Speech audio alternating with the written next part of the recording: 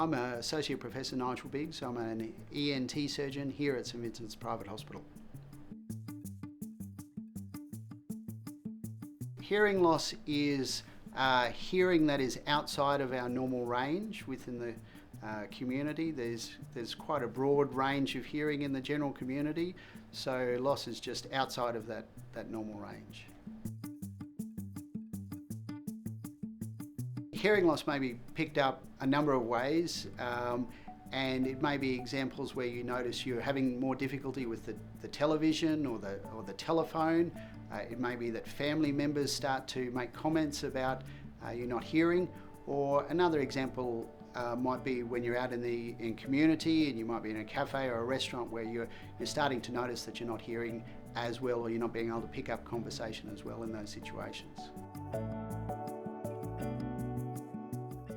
If somebody's told you that you have a hearing loss, the first step would be to see your general practitioner.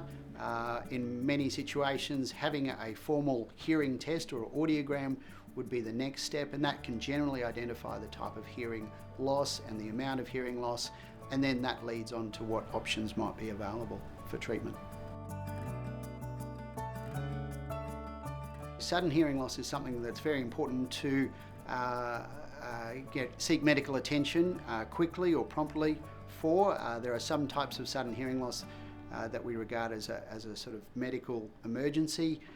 It is important that you should seek medical attention very promptly if you have sudden hearing loss. Some of our treatments for sudden hearing loss require treatment to be instituted quite early in the piece. The treatment options for hearing loss depend a little bit on the type of hearing loss.